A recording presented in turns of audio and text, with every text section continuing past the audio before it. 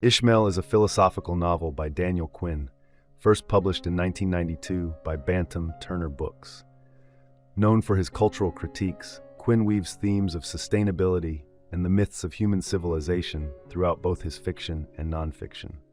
Ishmael takes the form of a Socratic dialogue between an unnamed narrator and a telepathic gorilla named Ishmael, using rhetorical exchange to explore humanity's role in the natural world. At its core, the novel challenges how modern humans perceive themselves, their relationship with nature, and the cultural narratives they live by. Through their discussions, Ishmael and the narrator examine foundational themes such as the myths that sustain civilization, ecological balance, humanity's place in the ecosystem, and the dynamic between mystic sage and student.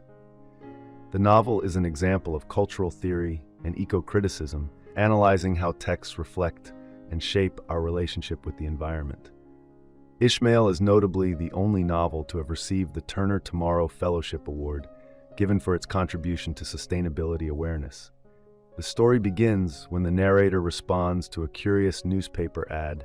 Teacher seeks pupil, must have an earnest desire to save the world. Disillusioned by the failed idealism of the 1960s and 70s, the narrator follows the ad and finds Ishmael, a gorilla living in an office building, who reveals his remarkable life story. From his early days in Africa to a zoo, then a carnival during the Great Depression, and finally to the care of Walter Sokolow, a wealthy Holocaust survivor who recognized Ishmael's intellect and nurtured his learning. After Walter's death, his daughter Rachel became Ishmael's benefactor, helping him establish his current residence. As the lessons begin, Ishmael critiques why the counterculture movements fell short.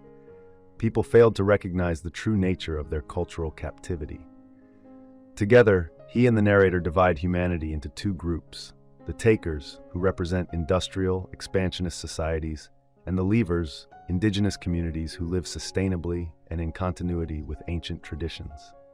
The initial focus of their dialogue is to help the narrator understand that culture itself is a story being enacted, and to uncover the myth at the heart of taker civilization. As the narrator works to reconstruct the story of humanity, Ishmael helps him recognize the deeply anthropocentric nature of taker culture, a worldview that places humans at the pinnacle of evolution and assumes they hold a special, dominant place in the natural order. Ishmael traces this mindset back to the agricultural revolution around 8000 BCE, when humans began to settle and cultivate food. This shift, Ishmael explains, marked a departure from the laws of natural competition, where no species is meant to eliminate, restrict, or unfairly disadvantage its rivals, including those it depends on for food. Such behavior disrupts biodiversity and threatens ecological balance. Ishmael argues that by seeing themselves as rulers of the earth, takers have created a narrative of domination, one that has led to pollution, environmental destruction, and instability within the planet's ecosystems. Curious about how this harmful story can be changed, the narrator asks what alternatives exist. Ishmael points to the leavers, indigenous peoples across the globe, who have historically lived in harmony with nature. Rather than trying to control the world, they've adapted through cultural experimentation, living within the boundaries of natural law.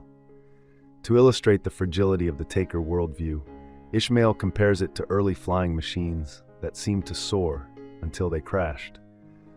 Likewise, taker culture appears to be working, but is actually headed for collapse. In contrast, leaver societies are flexible and responsive. They change when something doesn't work. Ishmael insists that takers must learn to do the same in order to avoid self-destruction. Toward the end of their lessons, Rachel Sokolow dies, and Ishmael is sold to a traveling carnival. The narrator visits the carnival to finish their conversations and hopes to buy Ishmael's freedom so they can remain connected. Before he can act, however, Ishmael dies unexpectedly. The narrator collects his belongings and is left with Ishmael's final challenge: to pass on what he's learned. Ishmael's vision is one of grassroots transformation, teaching the story to 100 people, who in turn teach 100 more, spreading awareness of the need for cultural change. The ending suggests that the narrator will take up this task, continuing Ishmael's mission to reshape how humanity lives within the world. Thank you for watching. If you enjoy this video, leave a like and subscribe.